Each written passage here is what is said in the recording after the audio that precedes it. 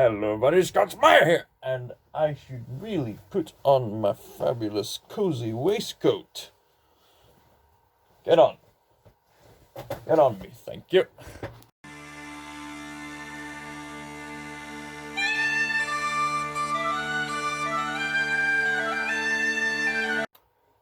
Give me a how, Callum McCritchie here, and thank you so much for building an army, which is 100 members more than the 300 Spartans. 400 subscribers, we have managed to do brilliantly. You know, I'm a small YouTuber, but the fact that we've managed to come this far, you learn to count your blessings, and this is an astonishing achievement. Thank you all so much for contributing and liking and sharing and above all else, enjoying the contents of my channel. So, I was going to say something, but I forgot what I was going to say. Oh yeah, I've said before that I usually do these Q&A videos every time I get another milestone of 100 subscribers. Although, I forgot to do... No, I didn't forget.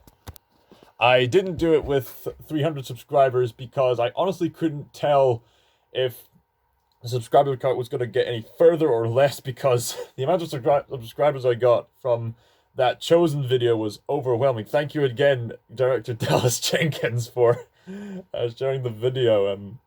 You didn't have to do that, but I appreciate it. And so now we reached 400 subscribers, and I gave you the opportunity to ask some questions, and now I provide the answers as the wise man of the internet. So, let's get started.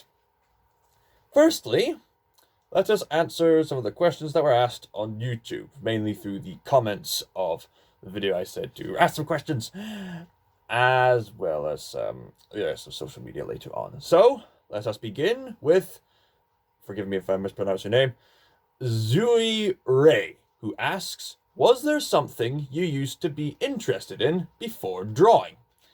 That is a very good question, because if you know me, I pretty much live and breathe drawing. Here's something I did lately. Me as a gargoyle and my friend Sherry the Dizwiz admiring the dress from Beauty and the Beast, because there was a reference to Beauty and the Beast and gargoyles. As long as I can remember, I always remember wanting to get colors right. I wasn't like other kids who would scribble, ha ha ha. I was always one of those people that, okay, no, it needs to be this color, as far as I remember. Although before I was drawing, in answer to your question, probably the things that got me inspired to draw in the first place, maybe. When I was a toddler, I carried around this toy Tigger all the time. Tigger is still my role model, and loved you so much, you had to take a break, and I loved you so much that I pretty much loved your stripes off. At pretty much any age in general, I enjoyed watching movies, watching Saturday morning cartoons, reading books. I was probably doing typical child stuff. Although I will say this, I didn't start drawing professionally until my first year at high school.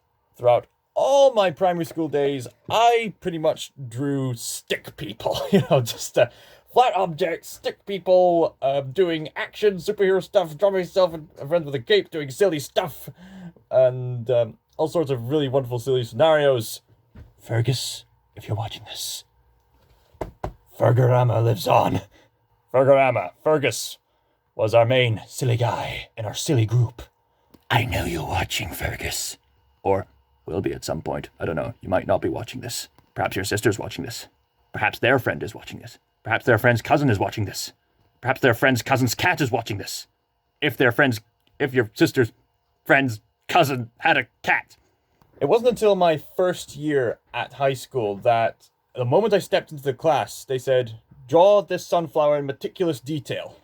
And somehow, in that one day, I went from stick figures to detailed sunflowers. I was shocked at myself. I just doodled away and thought, okay, oh wow, I'm really good at this. I paid attention because the teacher told me to, and my art just kept improving from there.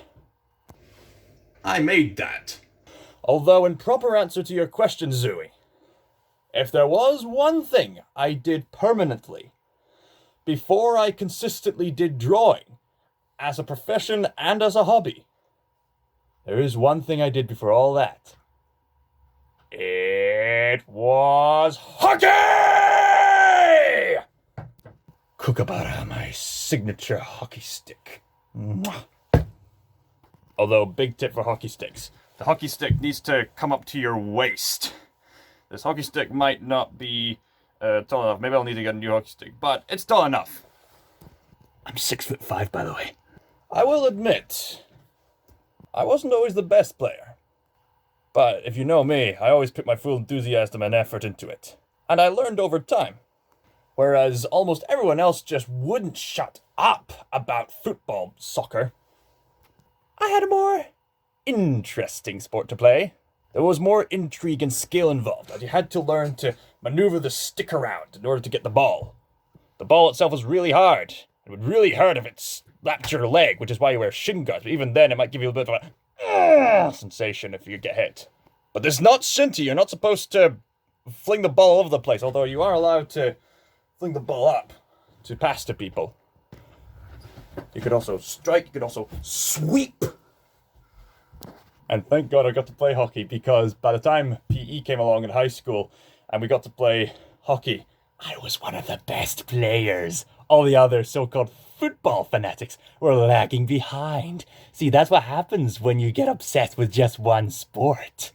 You don't get much of a variety. You don't get much culture.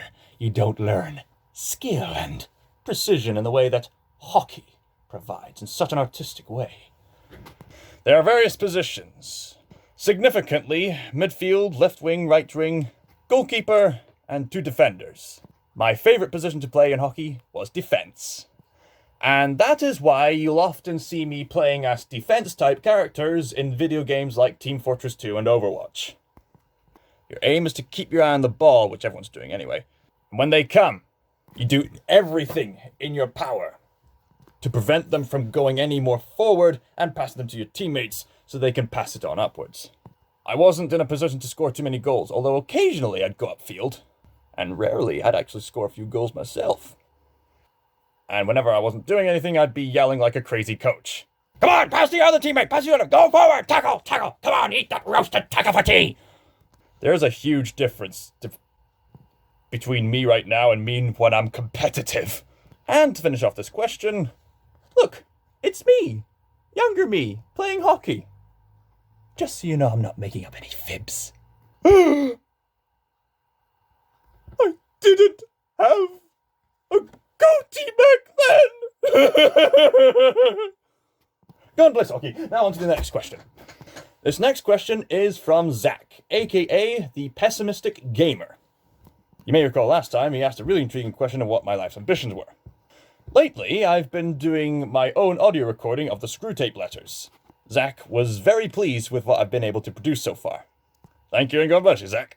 So, in one of my videos, he asked the following question.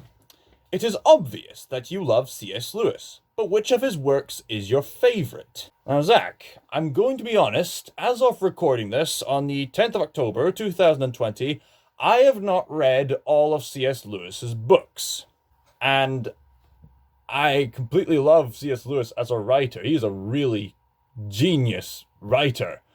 So genius that academics still refer to him to this day. He's written not only fictional books, but also non-fictional books which introduce the intellectual side of faith. As someone who's been reading a lot of the Christian apologetics... pronounced that wrong. As someone who's been reading a lot on Christian apologetics, I highly look up to C.S. Lewis as not only a man of great imagination, but also a man of great insight. Because of this, I really enjoy his non-fictional books like The Four Loves, Miracles, Mere Christianity, The Problem of Pain. Any of those books where he's talking about his insights, about helping others, how to believe while still being knowledgeable.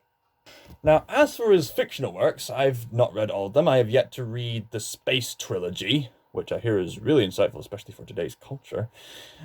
However, I have read the whole of the Narnia series, and, of course, I've read the Screwtape letters. And I must say, I really love the Screwtape letters It's pretty much a Christian apologetic satire. And even though the characters are made up by Lewis, it's still set in a very real scenario. And it discusses some surprisingly scary issues about human depravity and the spiritual warfare. All from the perspective of a demon. Like we've sneaked into hell and come back with some secret information that we shouldn't be reading. And part of the Screwtape letters is quite funny, and others are quite insightful, which is why my personal favorite letters of the Screwtape letters are numbers 22 and 31. Number 22 is the funniest, because the previous letters had been building up to Screwtape trying to get Wormwood to get the patient to find the wrong wife or lust after somebody. But Screwtape just loses it when he finds out that the patient has fallen in love with this Christian lady who's witty, intelligent, full of life. The family are God and bring heaven on earth, which Screwtape just despises. And he just gets so angry that he unintentionally transforms. No, I won't spoil it. And I really like letter number 31 because it really reveals some really deep doctrine. That ultimately demons are just jealous of humans and of God and of angels because they want to be in that position of power. They want to consume the human flesh because they want to be like gods themselves. Except no matter how hard they try, they can't because they can't understand love. Which leads to Screwtape talking about some deep aspects of life that he's probably uncomfortable about talking about. As for the Narnia series, all of them are flipping fantastic. Although if I were to pick definitive favorites from the Narnia series, like if you were to point a gun at me and say, what's the best Narnia books, I'd probably have to say Magician's Nephew, Lion, the Witch, and Wardrobe, probably. Maybe Prince Caspian, also The Last Battle. Again, all the Narnia books are great. I feel like these ones are the personal favorites because they really get into the nitty-gritty of things. Actually, I don't really know because there's some brilliant scenes in all the other books as well. Like, there's a scene in The Silver Chair where a witch comes along and makes them question their faith by blowing this mist and playing sweet music and tricking them with soothing words. Or a scene where the boy from The Horse and His Boy encounters Aslan for the first time and realizes that all his misfortunes were actually blessings in disguise. I really like Prince Caspian because it continues on from Lion, Witch, and the Wardrobe. And there's this dreary atmosphere of thinking, what happened here? Why is everybody gone? I particularly enjoyed the first half of Prince Caspian. So I suppose the definitive favorites in book form. I mean, The Lion, Witch, and the Wardrobe is pretty much a classic. A little bit rushed, but still works for all ages. Okay, so I think, as of recording this, I think it's boiled down to two favorites, now that I was thinking about it. The Magician's Nephew and The Last Battle. The Magician's Nephew gets into the core of Aslan's intentions with his creation. It also delves deep into some fascinating lore and the possibility of other worlds and how they leak into our world. I really enjoyed reading The Last Battle because it's quite an epic finale full of drama and deception. And the last chapter, it's amazingly beautifully written. The last chapter is so beautifully written, you need to read it for yourself. It's a true spectacle. It's like, after so much chaos, there's so much beauty in the end. I don't think I'll spoil it. So that answers the YouTube question segment. Now we move on to the Stardust app. A Starduster named Blue Devil asks, now that you've reached 400 subscribers, what are your plans next? Brackets. Every Super Bowl winner response is, I'm going to Disneyland. End brackets. I, however, ... I believe I responded, when this quarantine is over and I get enough fans, I'm going to Disneyland. Look at Stitch tickle me there. Look at Stitch just tickling me. And That's it for the Stardust segment. So now we move on to the Instagram questions, starting with my good friend. Y'all, I think we're just about to get real. He's gonna slap me for that impression. Ronald E. Smith. The most chill, friendliest, coolest, laid-back interviewer you'll ever find. He even interviewed me one time on his channel. You can watch the full interview in my own channel. My good friend Ronald E. Smith asks, what fun ideas do you have for your channel? I'm glad you asked that, Ronald. For starters, I'm still working on some animations on my Nintendo DSi. I'm afraid the Lone Wolf and Cub animation was a bit delayed because I was intending to record some of the footage that I animated in a filmmaking group, but of course, due to quarantine, I couldn't allow that, and life happened and college studies are getting in my way. I've also intended to make a Super Smash Brothers animation. There's various animations involved, but I'm usually a little scatterbrained, so I fear that the Lone Wolf and Cub short might have to be delayed until 2021, but I'll do my best to get it uploaded for 2020. I also plan on playing Little Nightmares 2 on the channel. I also intend on playing Overwatch 2 when it comes out. I'll probably do more drawing sessions, me drawing different characters. Maybe I'll do like Spike Spiegel or Bob and Larry. Maybe I'll give a few drawing advice on how to make life within all your characters. And maybe I'll dub some more fan-made comics or books, or I'll do more voice impression videos. There'll definitely be reviews. I intend to review the Violet Evergarden movie whenever that comes out. There has been no word of the Violet Evergarden movie coming out on Netflix in the UK and USA yet, but I hear it's doing exceedingly well in Japan in the cinemas. You lucky Japanese people, you. And maybe for my birthday, I'll record gameplay footage of Sonic Adventure 2, my favorite Sonic game of all time. I've got a lot planned. I am in deep fear that the Lone Wolf and Cub project is a bit delayed, but content is definitely coming. Oh yeah, and some more videos of me preaching some deep insight.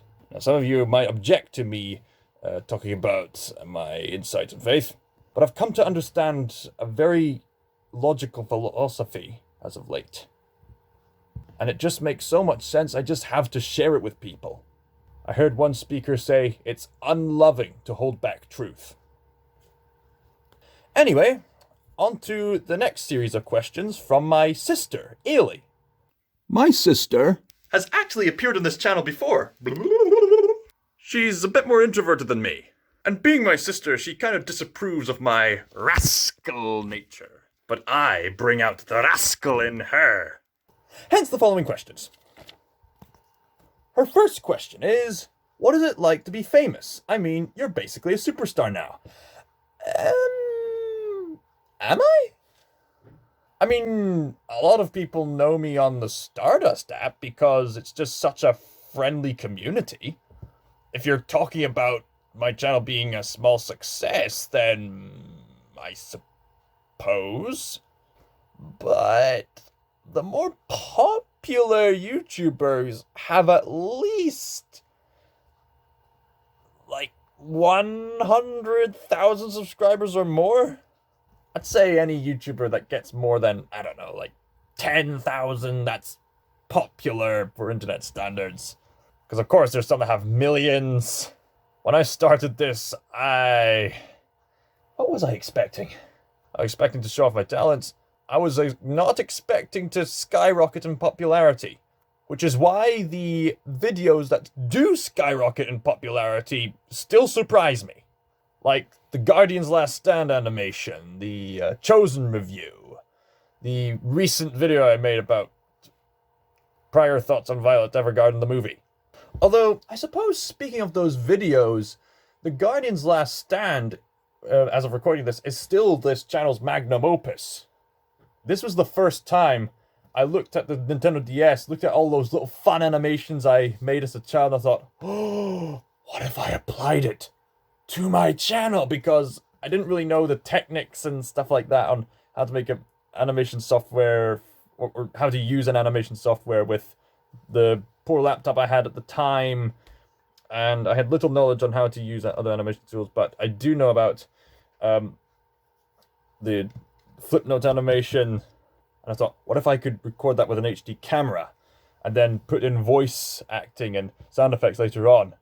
And I noticed some fans were making fan art of this character from Samurai Jack called the Guardian, who was pretty much absent and didn't have a fulfilled role, as it were. Or at least we didn't see the Guardian fulfill his role that he was meant to play in the show's lore. That's where I decided to step in and animate it, and I've received nothing but praise for it ever since. People have been saying, it's just like the storyboards of a Samurai Jack show. And so many of them say, I'm considering this canon now. You know you've achieved something when the fans say that it's canon. And nobody else seems to have done this. So, yeah, I did it for them. And I still really appreciate Samurai Jack as a work of art that takes animation seriously, even if it is a little goofy at times. On purpose, mind you. Also, there's videos like the Team Fortress 2 Portal 2 crossover. That comic was made by another author by the name of Mad Jesters 1. I pray that he comes to the light because he needs to continue that story. He written one of the only really good fan crossovers. I dubbed that, and that got a lot of popularity. People were quite emotionally invested in that series. So my voice impressions videos gained a lot of popularity. People saying, oh wow, he brings so much energy into what you do. And for a while I've been making videos where I talked about my faith. And even though I gained a lot of negative feedback from a cynical friend, by the time I made the Chosen review and provided my own faithful insights into the Chosen show, it did fairly well at first. And it caught the attention of another Christian geek YouTuber by the name of Durbania, who's much more optimistic than I am.